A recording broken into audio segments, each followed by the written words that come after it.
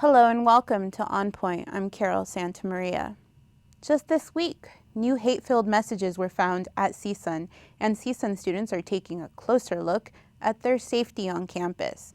Many students say they're concerned about several issues, including active shooter drills and walking alone at night.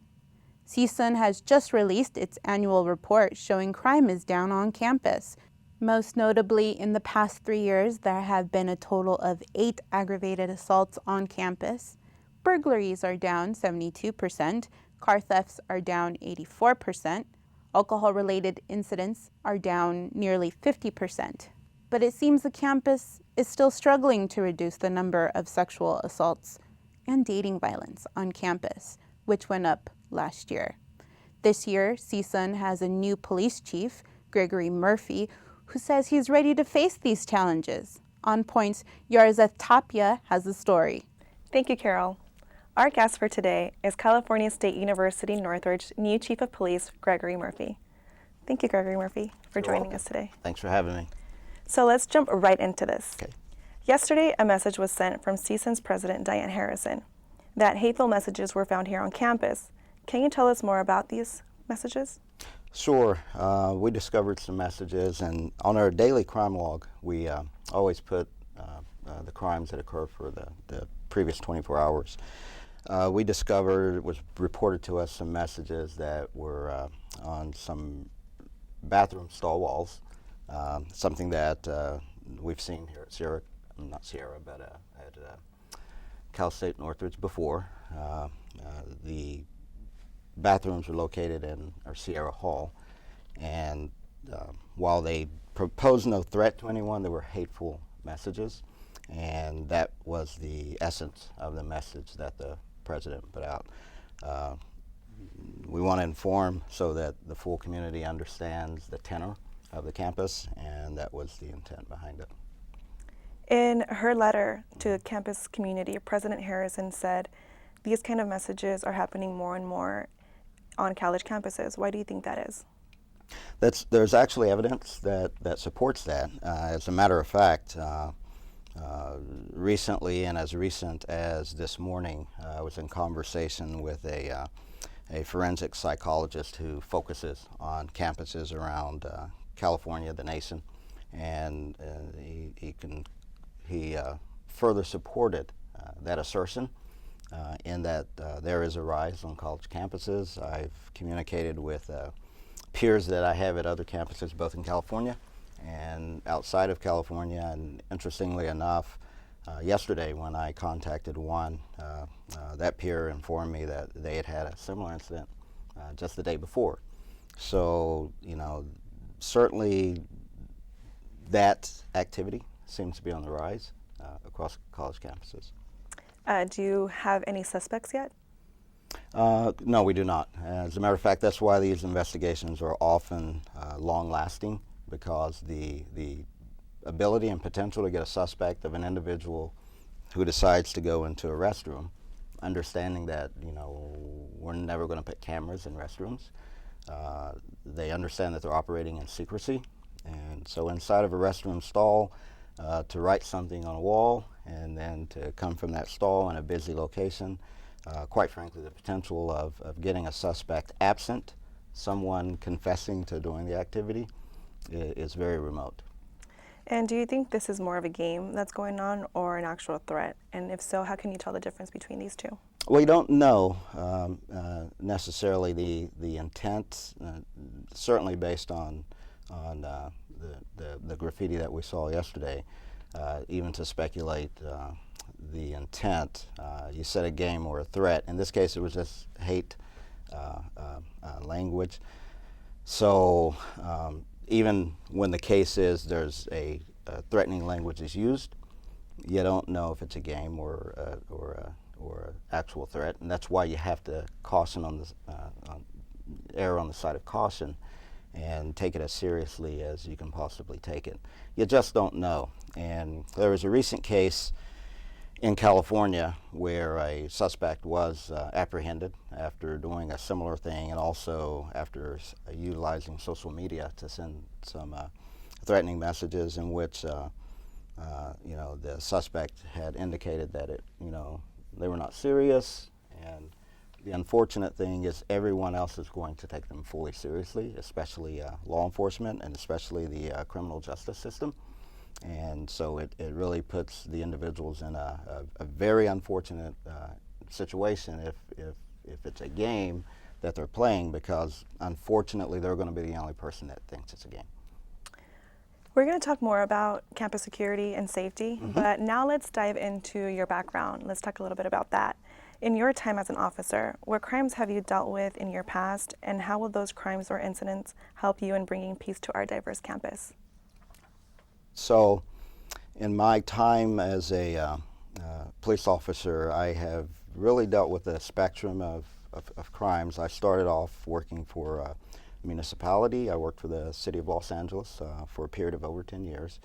And in that capacity, I certainly have responded to and addressed a variety and spectrum of criminal activity. And having that experience set, I believe what's most important is the interactions that you have with people in doing so, and understanding the impact of crime on victims, and being able to try to really help the victims get to the place where they understand that there are resources, that there's support for them, that at the end of the day, the blame and cause is the decision of the person that decided to engage in the act. So and I've worked on 3 major campuses prior to coming to Northridge. So I believe that exposure has positioned me to understand the nature of a major campus environment, what many of the quality of life issues are, which are consistent with other campuses. And having that awareness, I believe, helps to accelerate my kind of getting my grounding here at Northridge. So now we would like to turn over to CSUN students who have voiced their concerns and would appreciate if you address them. Absolutely. So let's go to our first CSUN student to hear what he has to say. Let's take a look. Basically, just what are you going to do to make sure that all of the students here are going to be safe at all times? I mean, one of the things too is that, threats aside, there have also been the string of emails that we've been getting about sexual assaults and sexual misconduct happening on campus. So what's being done to counteract that? Is the new, are you, speaking to the police, chief of police, are you the reason why we're being more informed of these incidents happening? If so, why won't we being told about it sooner? And then if not, why do you think that there's an increase in a rash of these crimes? I'm really not sure of the frequency of notifications prior to my arrival, but my position on that is to notify, certainly in compliance with the federal requirements, if nothing else, per the Jean Cleary Act as that goes. Now, I can also speculate that over the past 5 to 10 or 15 years even, the efforts to encourage greater reporting of sexual assault has certainly been a full-throated effort to do that by law enforcement, certainly on campuses.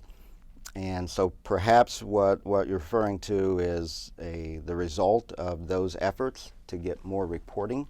And once you get the reporting for police agencies and universities to maintain their compliance, there will be notifications made. And it's about more, though, than just maintaining compliance. The heart of the issue is, quite frankly, what is the right thing to do? And we want to inform the community with the information that best allows them or provides them the ability to care for their safety.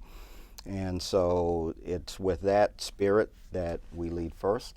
And so understanding that there is an environment in which, these actions, if they're ongoing and they pose a continuous and ongoing threat, certainly, there's an obligation to let people know that so that they can take precautionary actions. And so that's really, the response to it.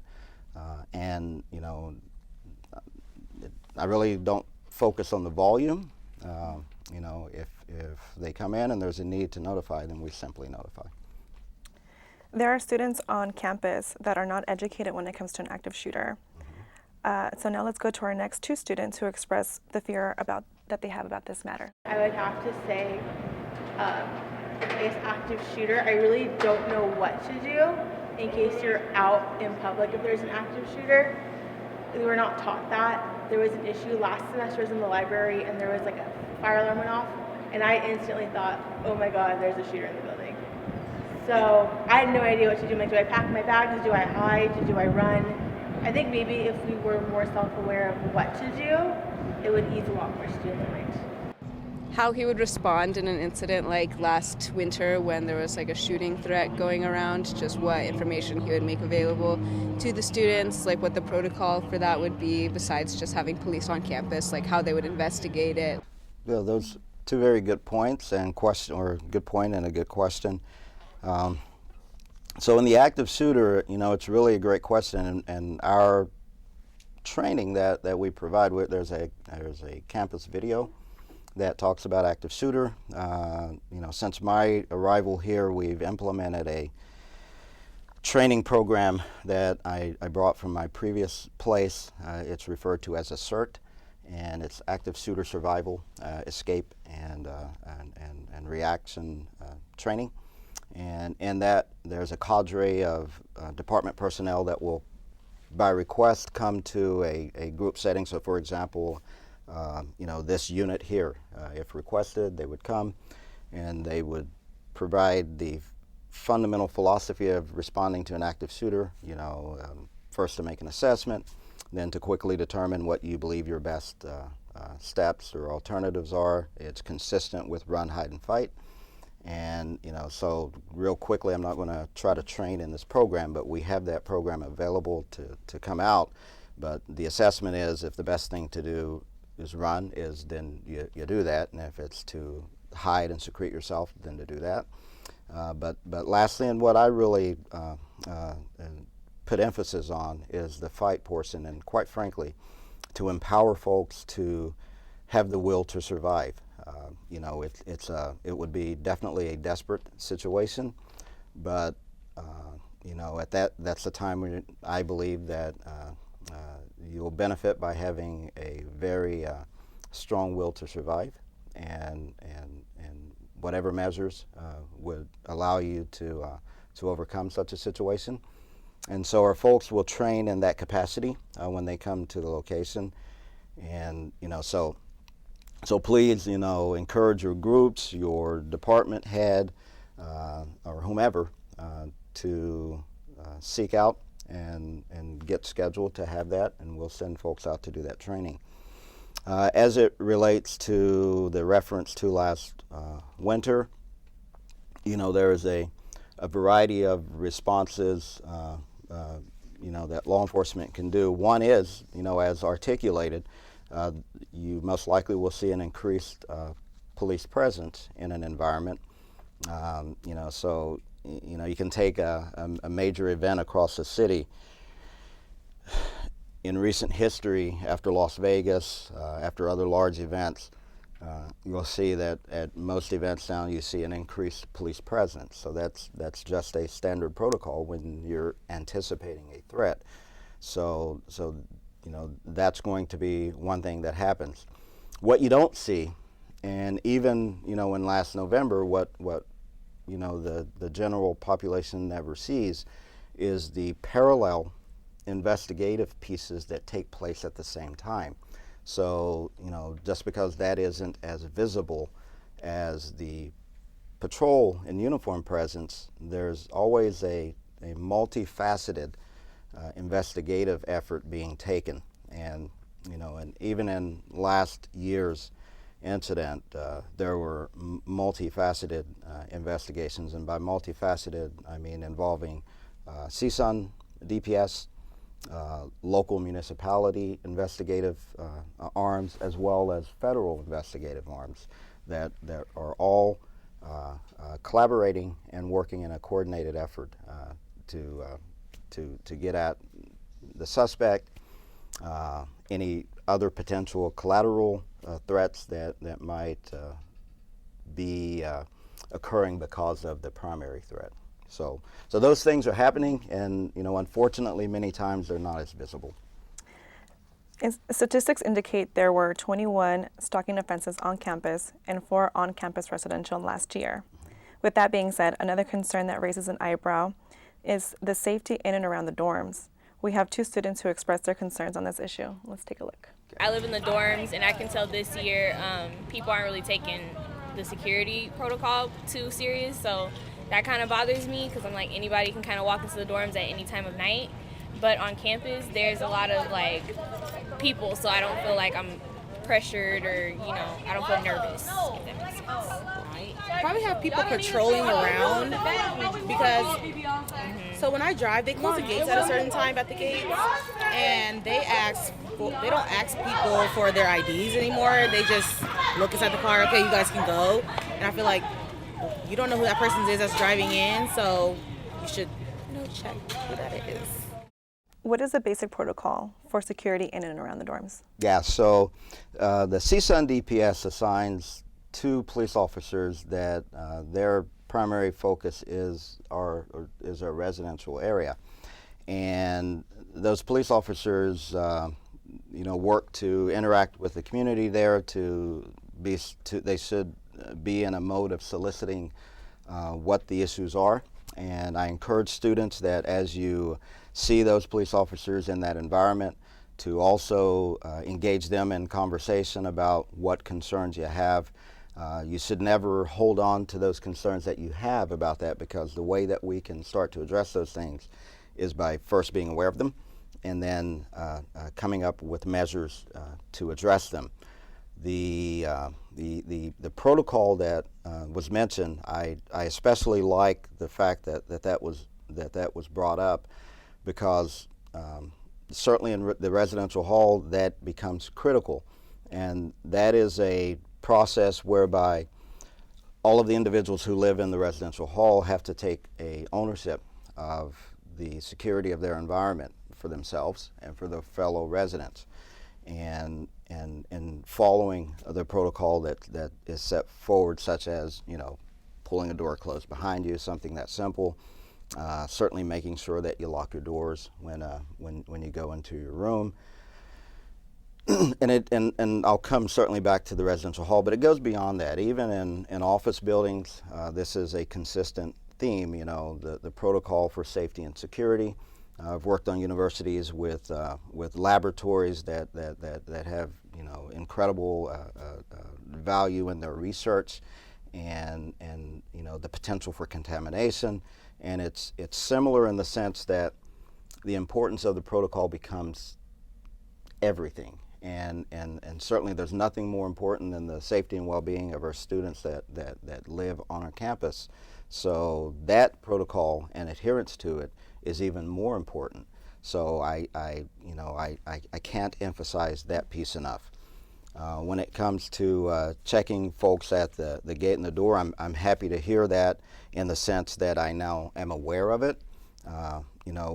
We on the campus, we have contractual agreements with various security companies, and in some cases, they're assigned to particular tasks, and unless we get the feedback like I've received, then we're unable to address it. So, with that feedback, that's something that, I'll explore further to make sure that those measures that we set in place are actually taking place, because if they don't, I agree with the student that, it defeats the entire thing. So, with CSUN being an open campus, does it make us more vulnerable to outside threats compared to other universities you have policed?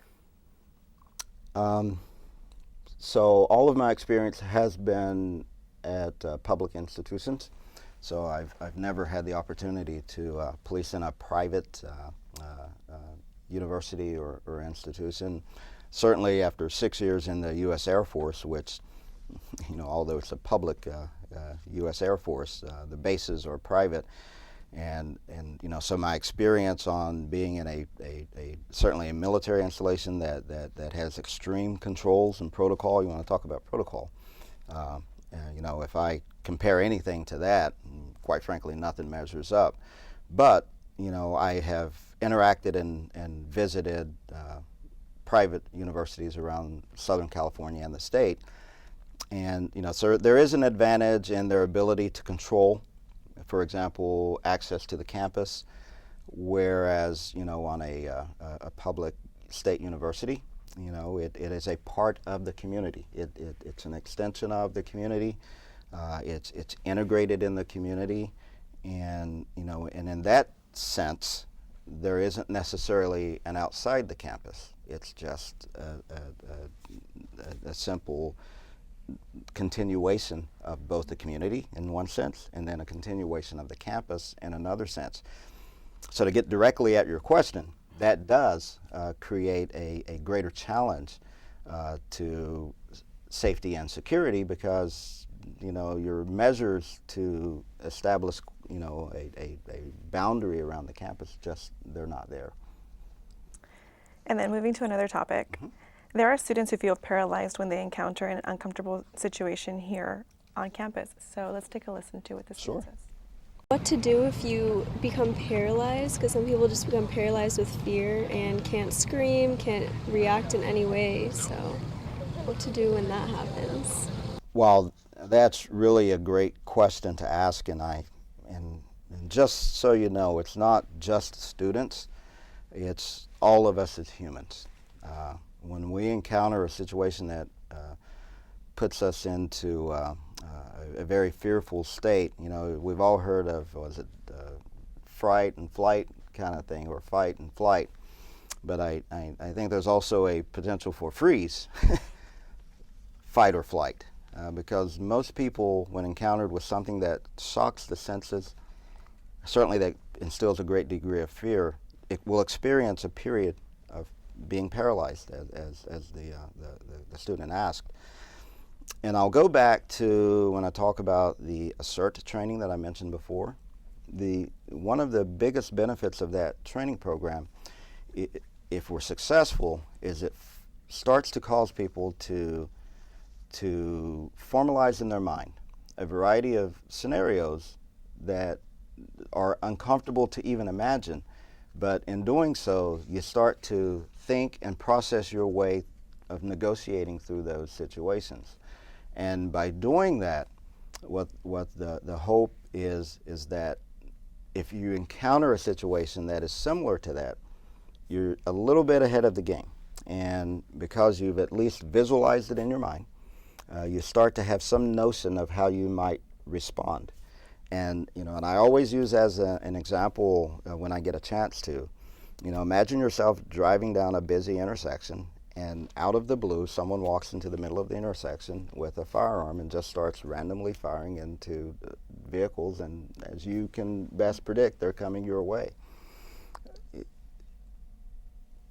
I suggest that think about how you would react to such a situation, so that if such what we would all call a crazy thing were to happen, the first time you're trying to identify, well, what am I going to do now? Hopefully you have at least in your mind thought about this to say, well, I've always thought if this happens, this is the action I would take.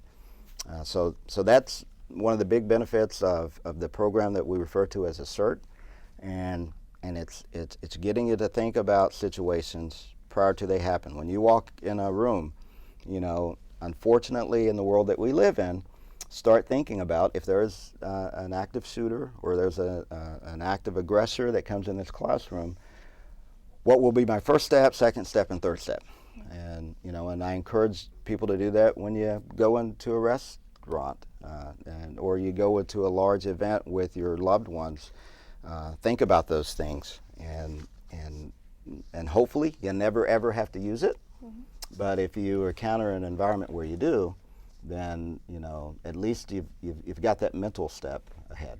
What are your plans for the upcoming year to help educate and help our campus from potential threats? Okay, so my process is three-pronged. I first look at what efforts we can take to prevent things. And secondarily, I look at what we can do if we are not 100% successful in preventing them. Then the next phase is what can we do to intervene, to mitigate the negative outcome of bad things. And if lastly we fail in those first two, what can we do to investigate something that has unfortunately taken place? And I think about this, circuitously. So the next time, what we learn from our investigation feeds into our efforts to prevent and hopefully make us more successful at that. So with that being said, I'm looking at bolstering, for example, the number of cameras that are on our campus in public places so that we have better eyes on the campus. Because as you mentioned earlier, it is a public campus, subject to anyone coming on. I'm looking at video analytics to be able to identify anomalies based on the speed of computations at a very accelerated pace, so that we can be alerted of things that get us into that arena of being able to intervene if something takes place. And and staying in the mindset of video capability, is it also lends its benefits to the investigative phase of that cycle, because it provides us with evidence, after the fact. So that's one aspect. Another aspect we're looking at is a variety of measures around access control. That once again gets back to the earlier student's point about protocol, and not just at our residence halls, but across the campus as a whole. So I first want to get eyes on the campus very comprehensively. Secondarily, I want to see that we have enhanced access controls, and then beyond that, we're looking internally at some of our response techniques as a police department to better serve the needs of the campus. Thank you. Well, that's all we have time for today. Thank you, Chief Murphy, for joining us. You're very welcome. Thank you. What are you looking for?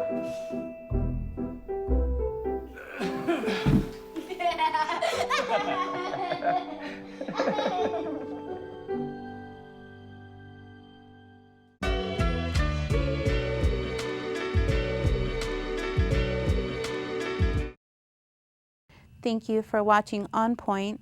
You can follow us on social media at CSUN On Point.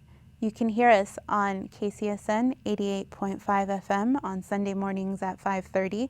You can watch us on Santa Clarita Valley Television on Sunday at 5, and on LA 36 at 4 on Thursday afternoons, and at 7:30 on Friday nights. For On Point, I'm Carol Santamaria.